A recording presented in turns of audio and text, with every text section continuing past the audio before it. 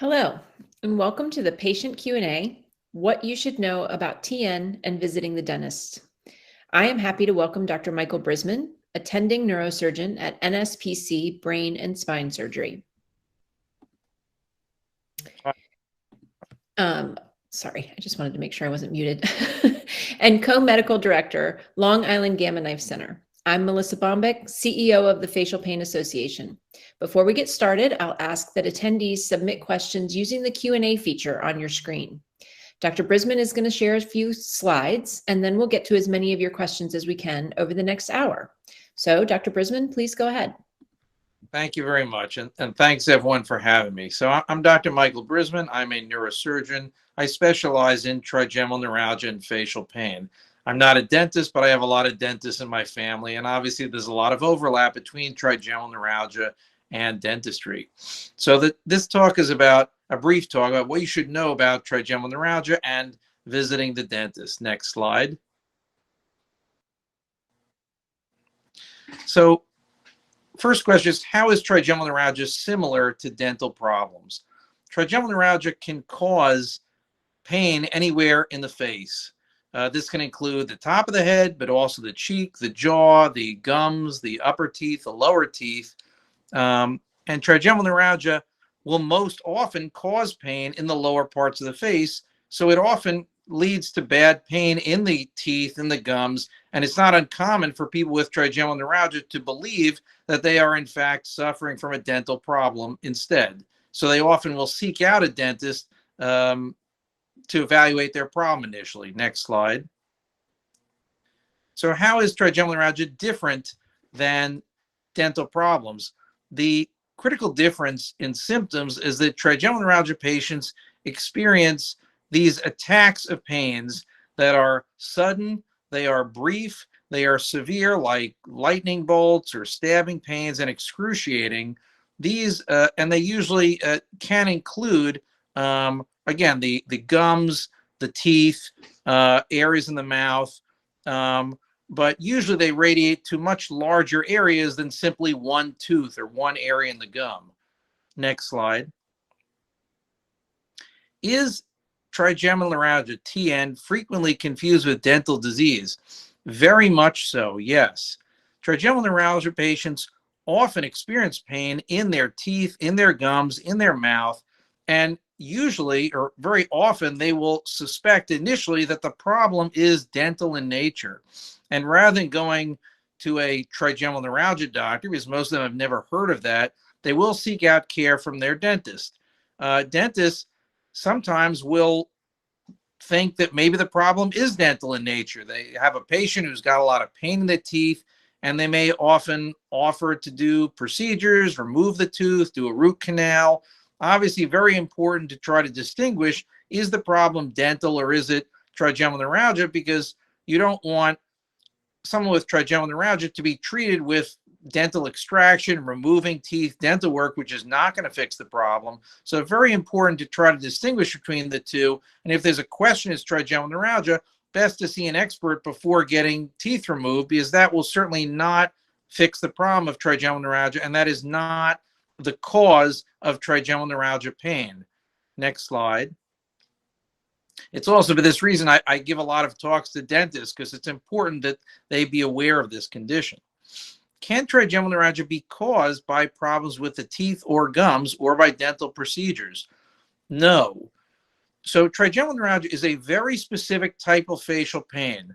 Even though the trigeminal nerve supplies the face, in the area of the teeth, trigeminal neuralgia is something very specific. Teeth problems, dental problems, gum problems do not cause trigeminal neuralgia. It's usually caused trigeminal neuralgia from a small blood vessel touching the nerve inside the brain, or it can be caused by small growths or multiple sclerosis. Now, there are people who will go to the dentist, as we often do, and they may have dental work, and let's say 2 weeks later, they suddenly get shocks of electric shock pain starting in their jaw, radiating towards the ear. In that case, it is likely just a coincidence.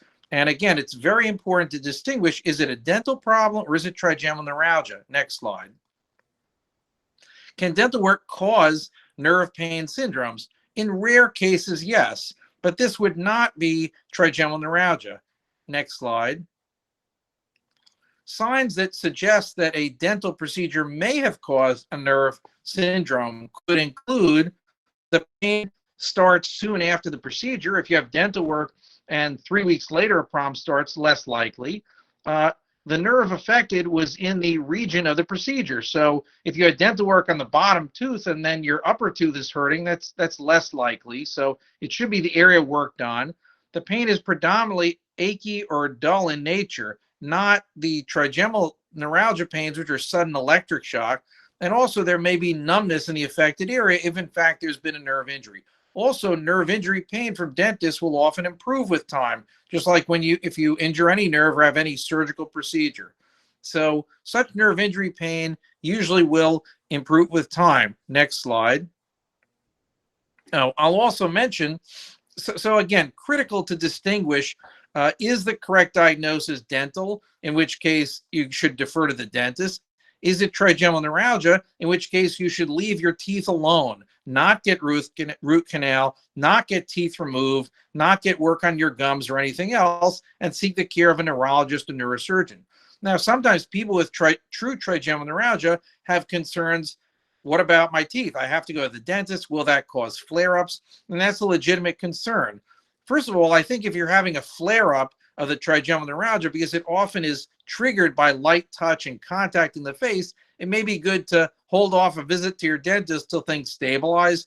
Also, if someone has to go see the dentist because there's stuff going on, you need your teeth taken care of, it may make sense to take a little extra medicine like carbamazepine or gabapentin to try to help things calm down before you see the dentist. But obviously, if you have problems with your teeth, you have to take care of those as well.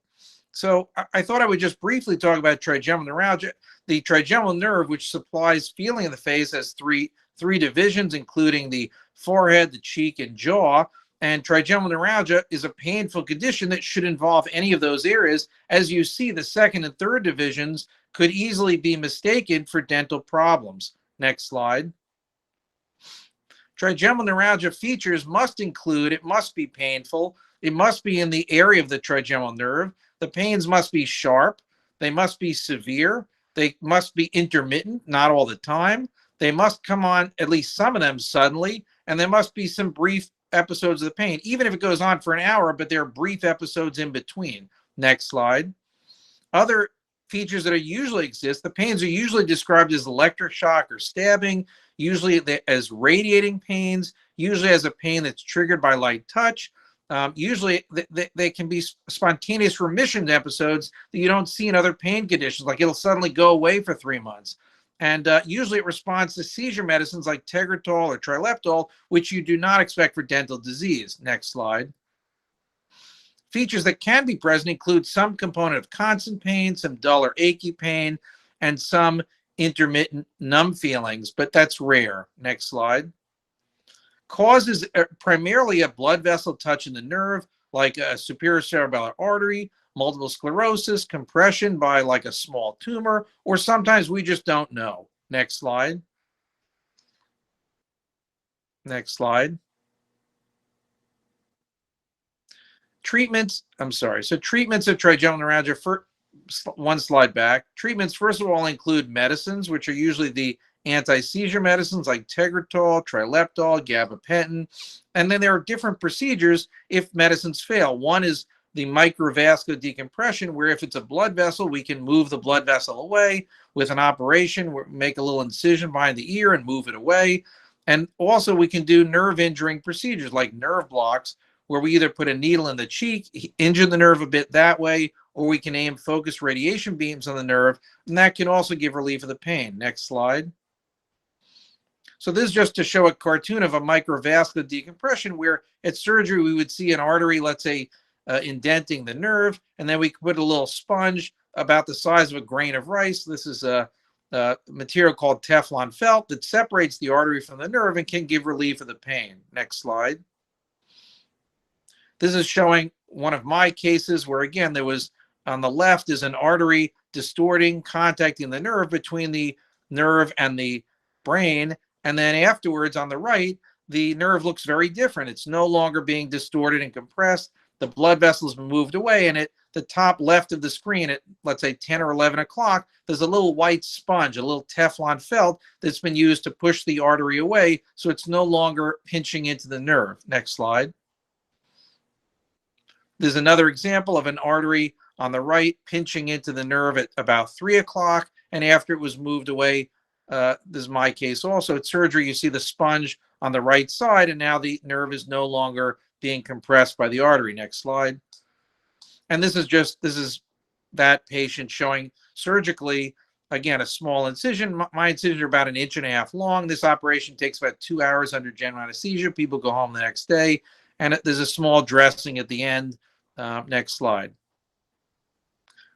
This is showing the Gamma knife option is an outpatient, less invasive option that has, advantages, disadvantages. This is less likely to be curative, may have to be repeated, has some risk of causing new numbness, but people lie in that machine, focus beams aim on the nerve, and that can also give relief of pain. It could take a few weeks to work. Next slide.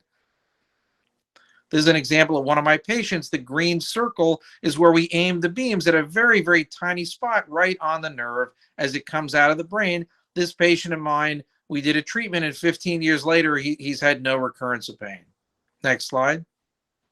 This is showing how we do the nerve block, the rhizotomy, where we can put a needle into the cheek, thread it into the hole at the bottom of the head, the foramen ovale, where the nerve comes out, to injure the nerve a little bit.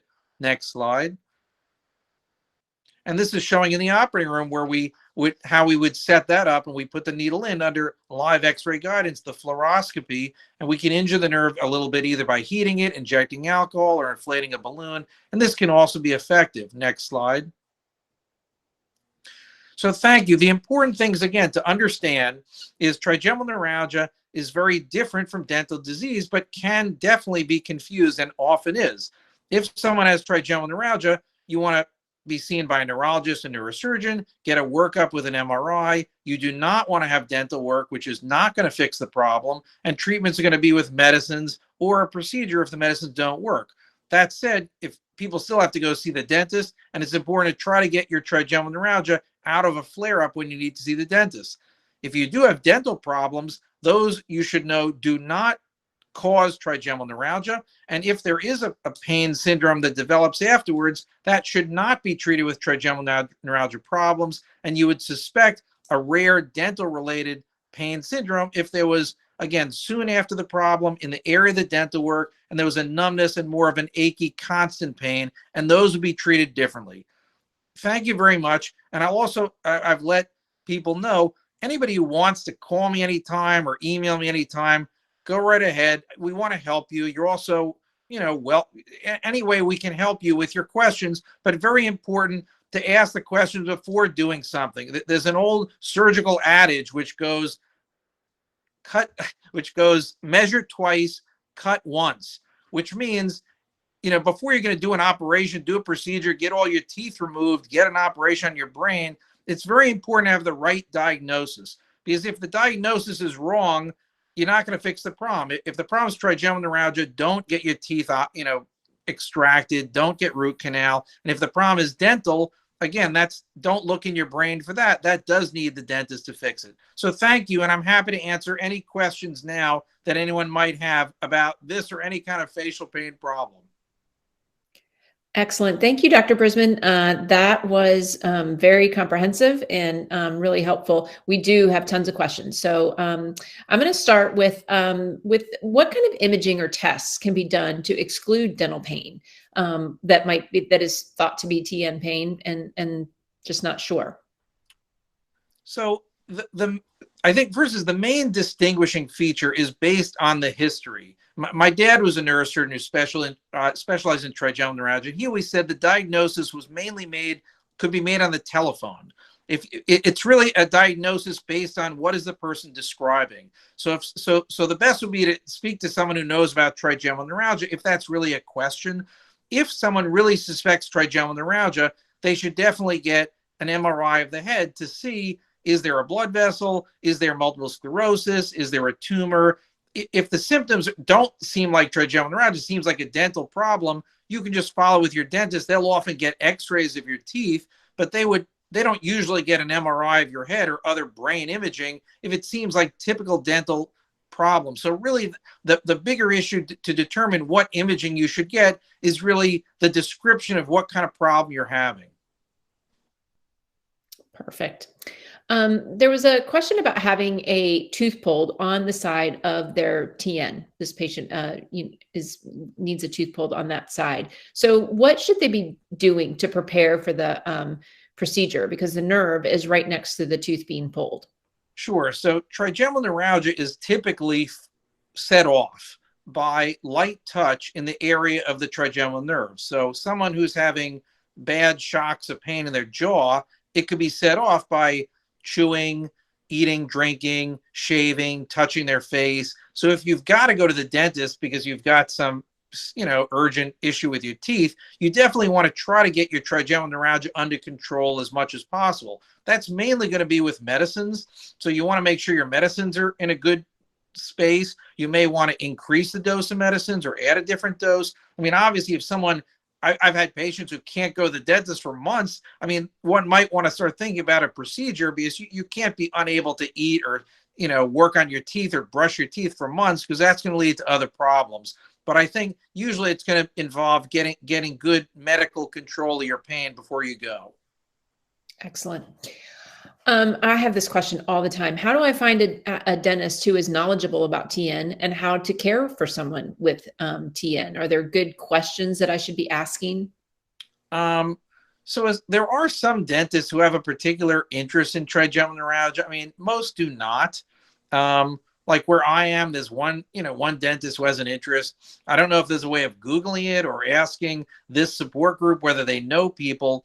But that having been said, I'm not sure that that's the key thing. Again, I would emphasize one is very critical to make the correct diagnosis. Is this a dental problem? Is it trigeminal neuralgia? Is it something else? I mean, there are all sorts of things that can cause chronic bad pain in your face, right? I mean, a whole list. So getting the right diagnosis is most important. And as far as the dental work that you do need to have, I think a general dentist is probably, good under the follow-up with a capable neurologist and neurosurgeon who's knowledgeable about your trigeminal neuralgia. So, but I'm not sure that I would say you can only go to a dentist who sees only trigeminal patients. You want someone who knows how to take care of your teeth.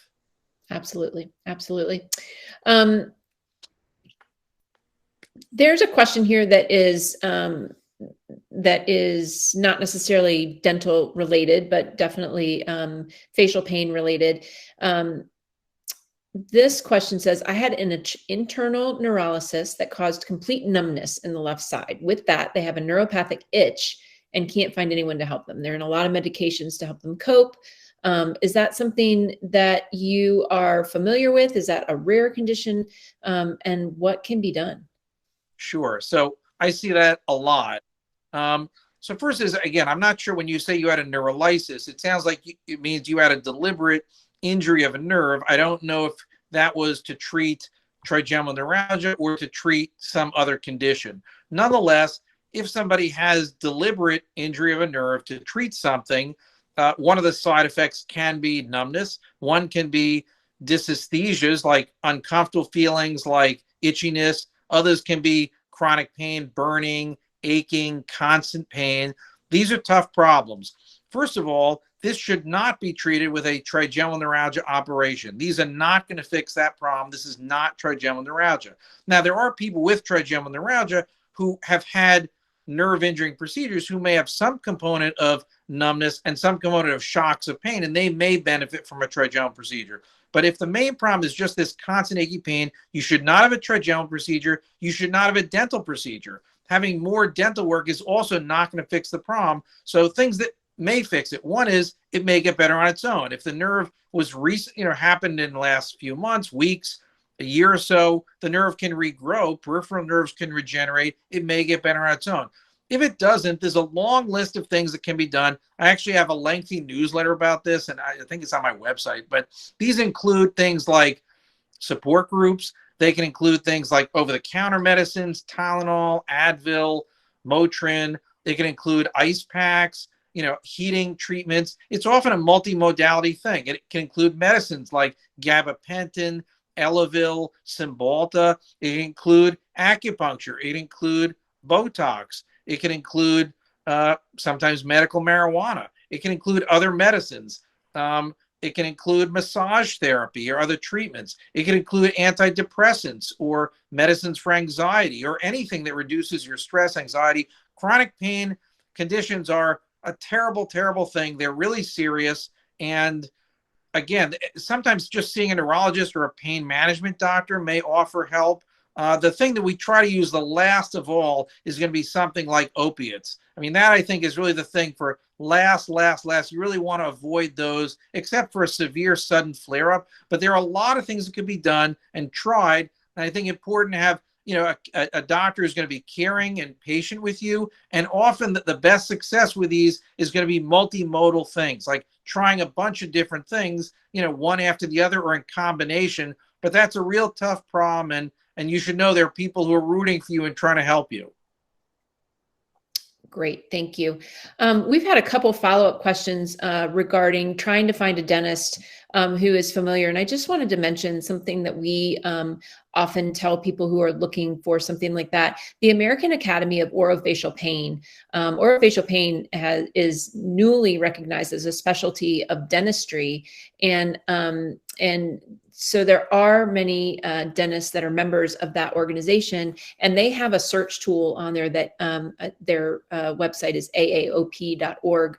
And there is a search tool there. So that's something that we do tell people who are looking for dentists and professionals who have that familiarity with pain control and managing that sort of thing, and have some familiarity with TN and neuropathic facial pain. So I just wanted to throw that out there because we did continue to have some questions about that.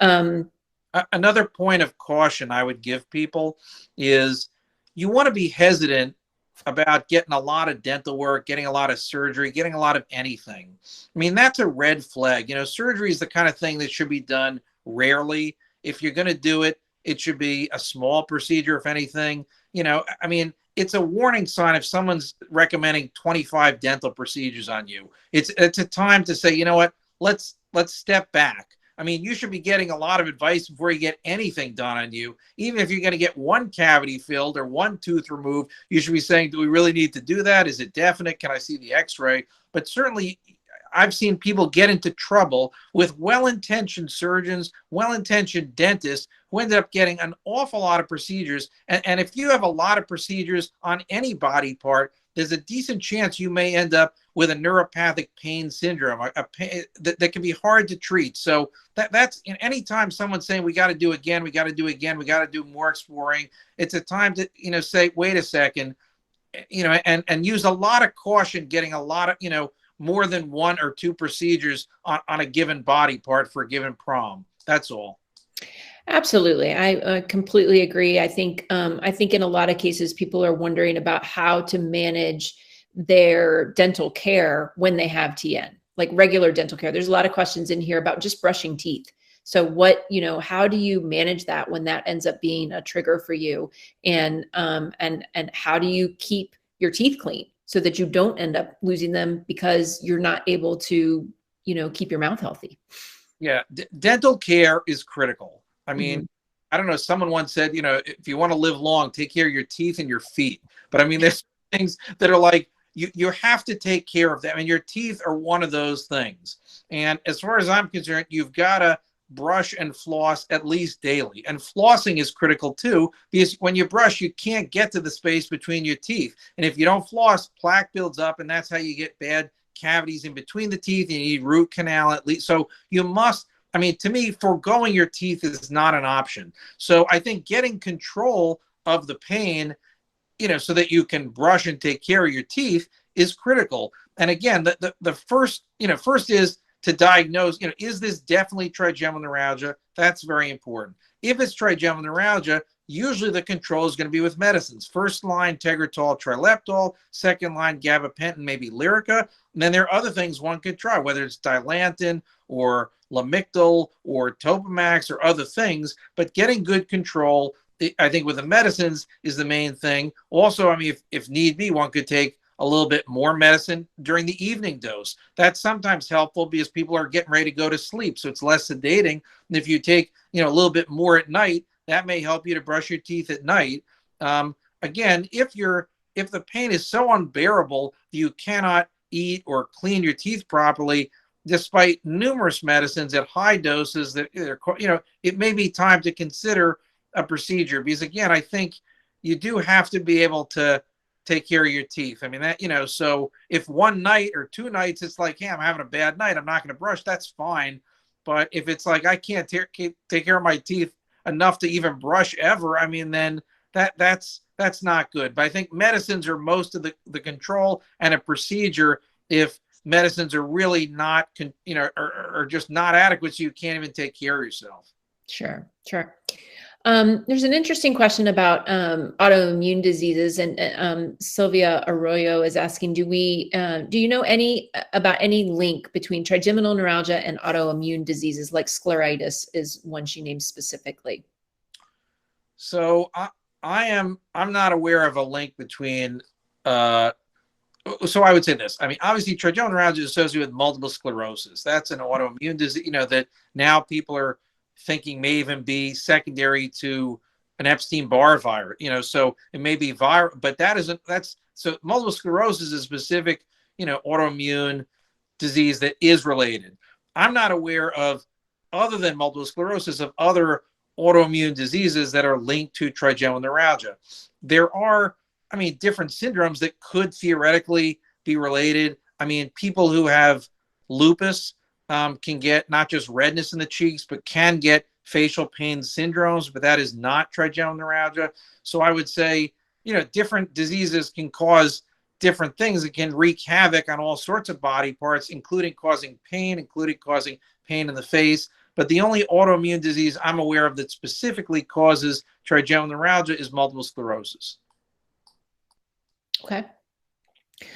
This question is regarding younger patients who need their wisdom teeth out. Something that, often comes up around, young adulthood, late teens. This question is, I've heard that dental surgery can aggravate TN for young TN patients who need wisdom teeth removed. What's the best way to make sure that the TN is not made worse by oral surgery? Right. So first of all, the good news is that there are very few really young people who have trigeminal neuralgia. That's one good thing. Second is, most people don't need their wisdom teeth out. Now, mind you, every year the dentist is still offering to take my wisdom teeth out. I'm 56. So, a lot of people, you can leave your wisdom teeth in most of the time, and it's certainly rarely an emergency. If someone's saying, like, you got to get your wisdom teeth out, it's rare that someone has to have them out immediately. You can often get things under better control. But ultimately, if you're young and you're 20 and you really have trigeminal neuralgia and you really have to have your wisdom teeth out, number one is try to get under better control.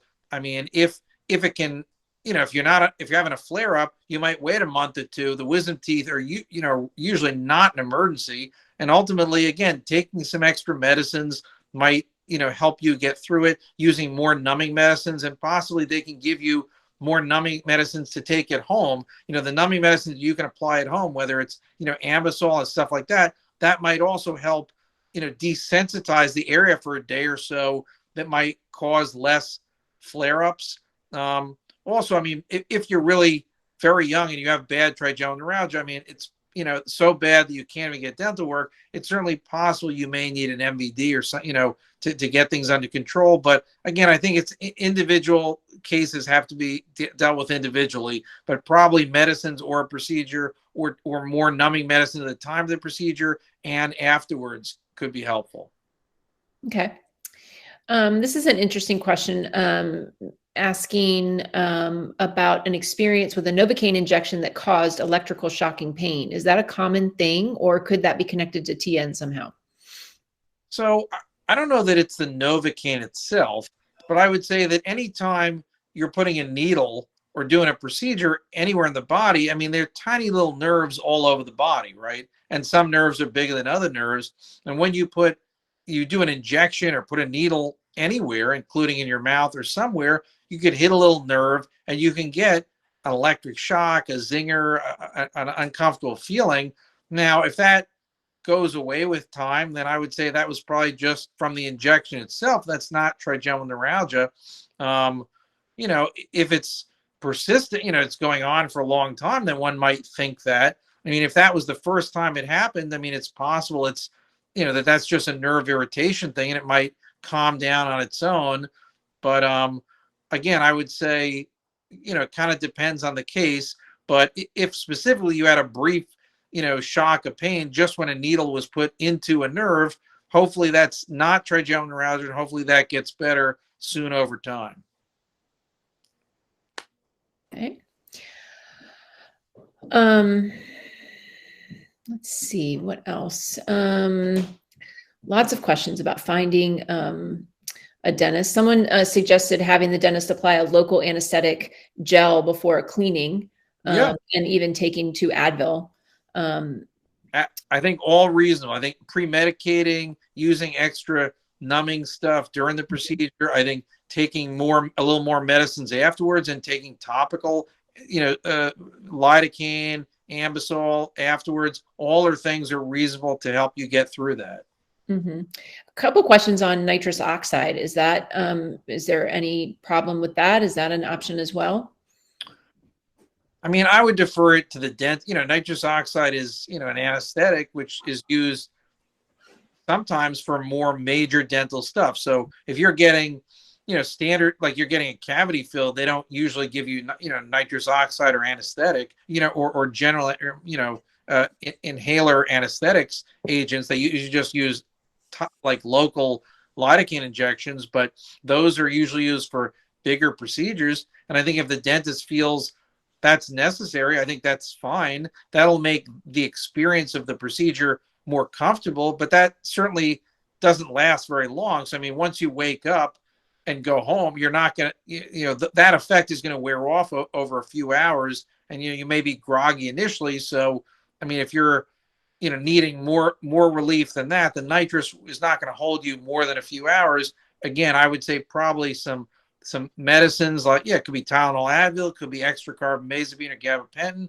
and maybe some topical, you know, numbing medicines are going to have, but the decision to use nitrous oxide is going to be from the dentist, and usually it's for, you know, bigger dental procedures. Okay, great. What about patients who have had their pain at this point resolved? There's a patient who had a gamma knife procedure 3 years ago and hasn't had any serious pain since then, but has been told by a general dentist that they need a root canal, which is, you know, just a completely separate issue. And, you know, should he be concerned then that about going forward with that procedure, that it might re-aggravate that TN? You know, anything is possible.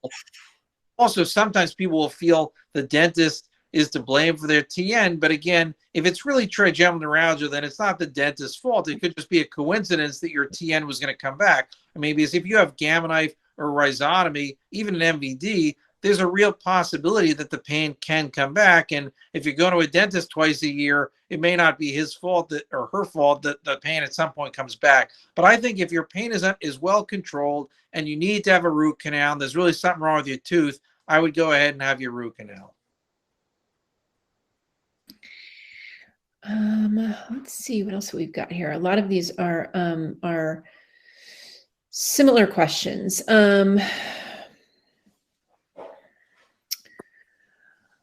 This one's different. Is chronic diffused sclerosing osteomyelitis linked to trigeminal neuropathy? Are you aware of that? So, okay, I'm not aware of it. Say the problem again. Well, which issue?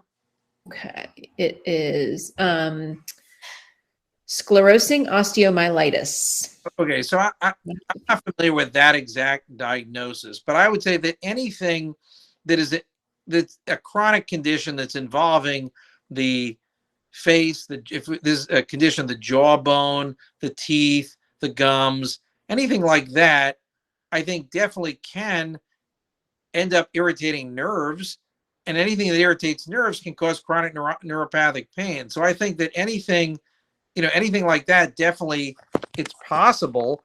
It depends probably how extensive is the problem and does it get involved in the nerves. But I would say, almost any chronic medical condition can cause a neuropathic pain secondarily by irritating the nerve. So it's possible, but that is not a cause of trigeminal neuralgia. That could cause, let's say, a trigeminal neuropathy, whereas a neuropathic, a numbness, a chronic achy, burning pain of the trigeminal nerve, but that definitely would not cause trigeminal neuralgia. That is the sudden, intermittent, electric, brief, severe electric shocks of pain that go with carbamazepine. But definitely, any kind of chronic condition, that involves secondarily the nerves could cause neuropathy, and neuropathic pain. Okay. Are you familiar with a condition called tori, which is bone growth in the jaw? And if there's any link between that and chronic facial pain? Sure. So I'm aware of that, where you can have like overgrowth of bone. I mean, you can get like bony overgrowth in other bones in the body, but you can get them within, like in the palate, in the, bones in the jaw of the mouth. I think these are usually not associated with neuropathic pain or bad pain conditions. But again, I would say that anything can theoretically lead to a chronic painful condition. It would not cause trigeminal neuralgia, but if someone had a bony overgrowth and they, happen to have a chronic pain condition in that area, I mean, it's possible if the bone is pressing up against the nerve or irritating something, it's not impossible that it could be. And again, whether that would be relieved by, having a dentist remove the bony overgrowth or treating with, treatments like gabapentin, I mean, the answer is maybe, but I think it's not impossible, but I think that's not usually a cause of that. Okay. I know you kind of had a root canal done on a tooth that eventually ended up being extracted. And now the person has TN pain on the tooth next to the molar that was extracted. So at this point, he can't use an electric toothbrush due to the TN and is just wondering if you have any opinions on that current condition. Sure. So first, is very common to need root canal. Root canal sometimes fails and you need to have the tooth removed. So that's a common thing. Now, the pain that you're experiencing in the adjacent tooth, again, I would say very important to try to tell, is that dental disease? Is it related to the dental procedure you had, or is it trigeminal neuralgia? If it's trigeminal neuralgia, it means it has nothing to do with the prior root canal, the prior extraction, and any dental work that you had. Again, the way to tell is usually going to be by a description. I mean, if the adjacent tooth, let's say you had the dental work and now a year later, you start getting sudden, brief episodes of lightning bolts in that adjacent tooth or gum that get better with carbamazepine, I would say that's got nothing to do with the old tooth, and I would manage that with carbamazepine and or a trigeminal neuralgia treatment. I mean, if on the other hand, the pain syndrome that you're describing is more of a constant pain, there's got numbness, it's achy, it's dull, it's burning, it doesn't get better with carbamazepine, it's not triggered, it's not intermittent, and the dentist says, hey, I think you need another root canal, that may be dental and different. It's also possible, that one, again, as we mentioned, can rarely have a chronic pain condition from the dentistry. So it's possible if they did work on the tooth next door, and soon afterwards there was a condition right in that area where there was a constant burning, dull, achy pain, then it's possible that a nerve was irritated from the work, on the adjacent tooth. So again, I think really important, anytime one wants to talk about how we're going to treat a medical condition, is first seeking out experts and deciding exactly what is this problem. Is it a new tooth problem? Is it a problem from the procedure, a nerve injury, or is it trigeminal neuralgia, or is it something else? Because the way you're going to treat those different problems is all very, very different. And again, I think consulting with a dentist, consulting with a neurologist, neurosurgeon who sees trigeminal neuralgia a lot. And by the way, most neurologists, neurosurgeons do not see a lot of trigeminal neuralgia. So I think, in fact, they hardly see any. So I do think important to see someone who sees a lot of it. And I think getting the right diagnosis is really the biggest part of, or a very big part of trying to get you feeling better is knowing what are we treating. Exactly. Excellent. I've had this question. I actually had this question before the conference. I had someone call and ask about it. And then it's here as well. But are implants safe to replace if you've had molars removed or other teeth removed?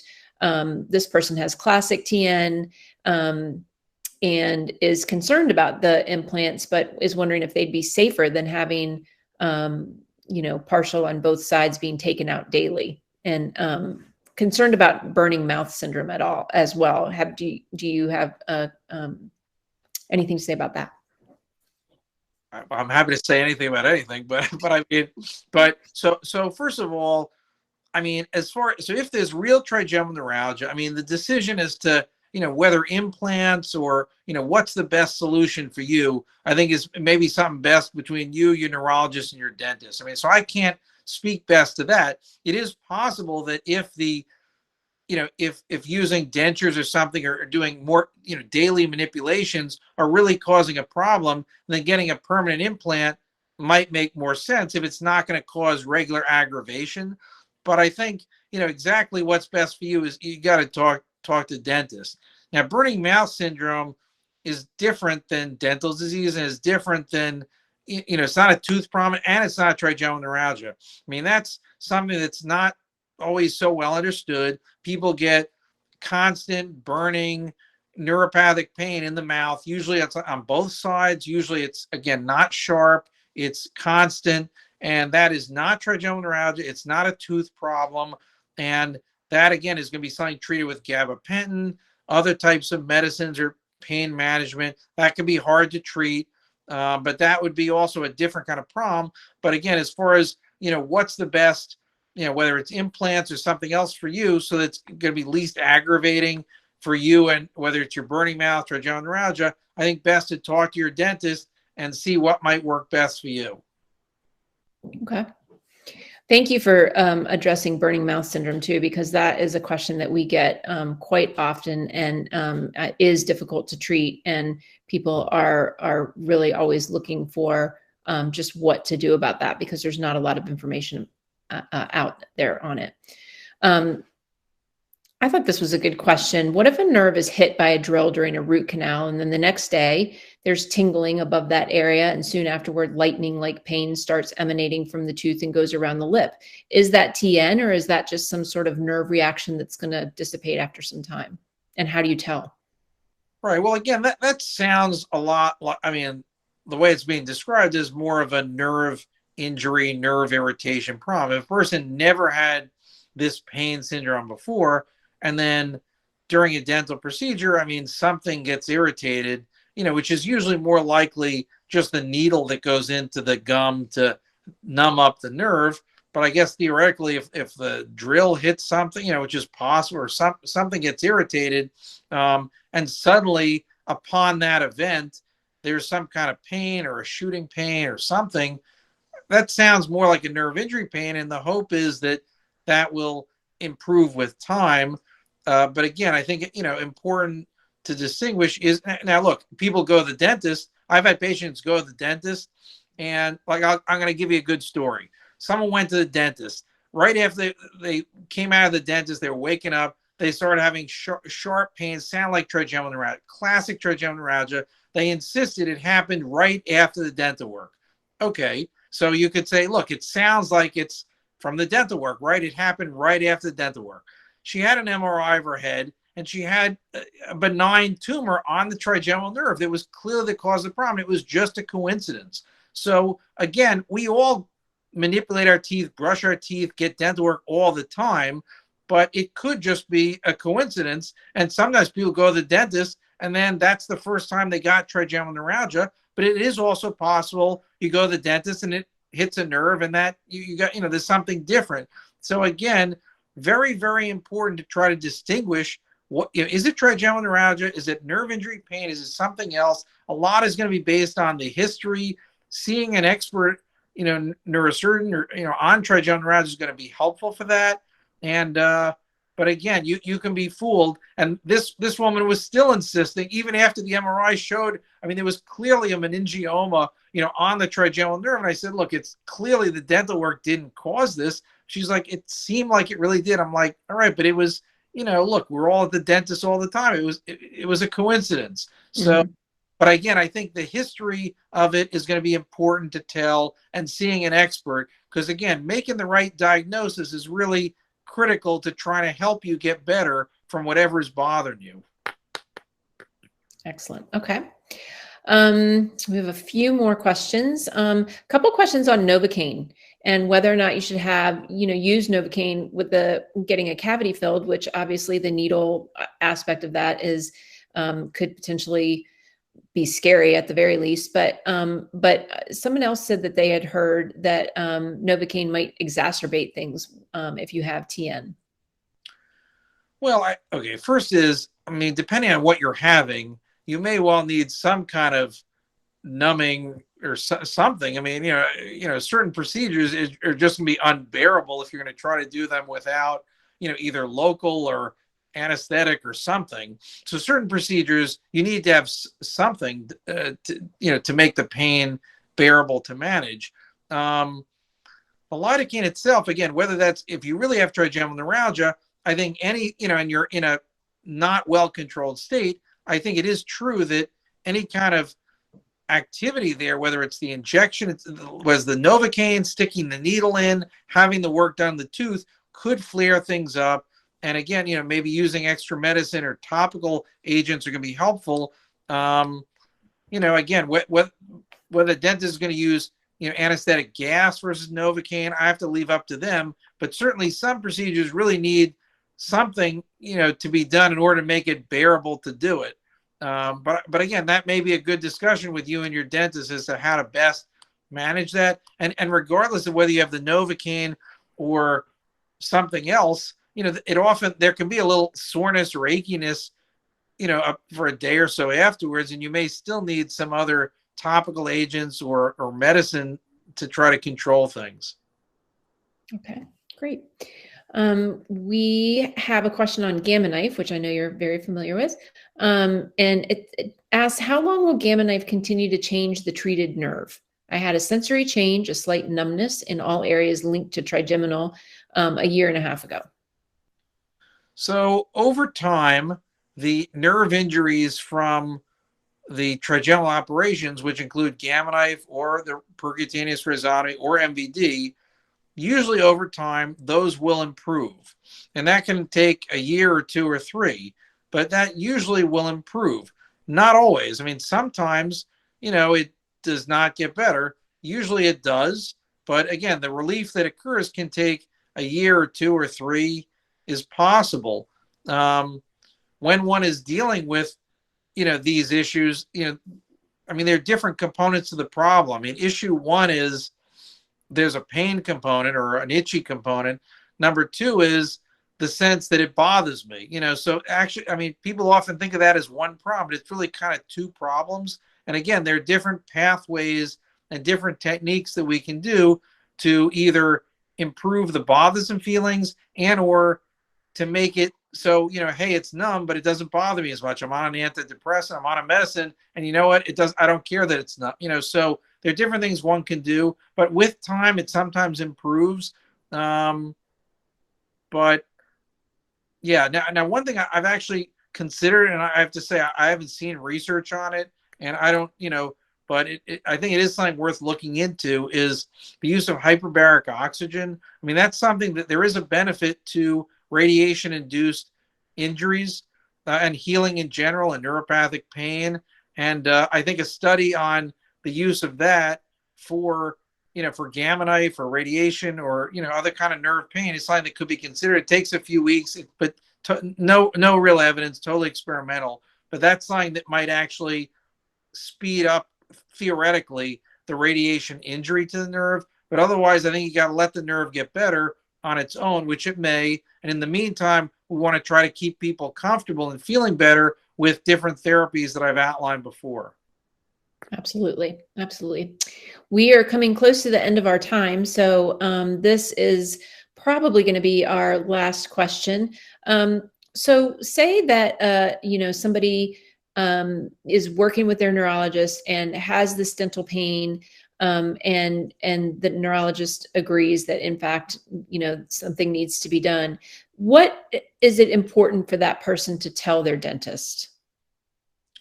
So this is a person who has trigeminal neuralgia. Has trigeminal neuralgia and is working, medicating, working with their neurologist, but has to go and have a procedure done. So what should they be talking to their dentist about? I think they want to, let them know they have trigeminal neuralgia. Now, again, if the trigeminal neuralgia is, gets triggered and involves the forehead, it's unlikely that it's going to be a problem if you're getting work done on your lower tooth. I mean, so it's likely that it's going to be an issue, let's say, working on your right lower teeth if your trigger and pain is in your right lower teeth. Working on the other side of your mouth shouldn't be a problem. Working on an upper tooth, if the problem is in your eye, probably won't bother you. But I would, if in fact the dentist has to work where your trigger is and where your pain is, I think you want to let them know, and you want to see if, are there ways of getting you better prepared beforehand with more medicine, more extra carbamazepine or gabapentin for a day or two before, and maybe for several days afterwards. Is there more topical agents that they can use during the procedure and that they can give you to take afterwards for maybe several days before? Are there manipulations that they can do that'll be, less inflammatory for you, because obviously there are many different ways of doing things. And if they're aware that you're less tolerant of irritating things because that's a trigger for you, they may have ways of doing, of doing things that are going to be, less inflammatory and less aggravating. So I think it's definitely worth talking to them about where your pain is, where your trigger is. Are you in a flare up or not? What's going on with you? They can even, sometimes I have dentists who call me to talk to me about what's going on. But I think that kind of, the more of a discussion, the better it is to have a better dental experience. I mean, believe these dentists are actually fantastic at controlling pain. I've been so many times and they're like magicians. They're like almost pain, you don't even feel it at all. The medicines they use, the way they can knock you out, you don't even know you were there. So they're very good. They really want you to be pain-free because they want you to be able to come back again when you have another problem. And I think, having the most, a detailed conversation about it is going to be the best way that they can help you get the best possible dental experience you can have. Excellent. Well, I would definitely suggest for all of our attendees today, I've been kind of taking a peek through the chat and in addition to the question and answer, and there's quite a few suggestions in there, tips, things that people have done that is working for them to help alleviate their pain, to manage their dental care. So take a look at that. And Dr. Brissman, I just want to thank you for a really great presentation, for saying and for answering all these questions. Thank you to everyone for joining us this evening. As I have said before, you want to return to the agenda so that you can choose your next presentation. There is the Stanford patient Q&A on multidisciplinary approach to treating facial pain. In addition to, you can choose one of 4 support groups. Again, those are limited to 13 people in each group. So our apologies if it gets full by the time you get there, but there's no limit on attendance in the patient Q&As, these kinds of sessions. So there will be support groups on for Spanish speakers, one on medical marijuana, one on support group and peer mentor 101 if you want to learn more about how to get involved in that, and one that focuses on patient stories. So again, Dr. Brissman, I just want to thank you for taking the time, and thank you to everyone for attending tonight. Thank you.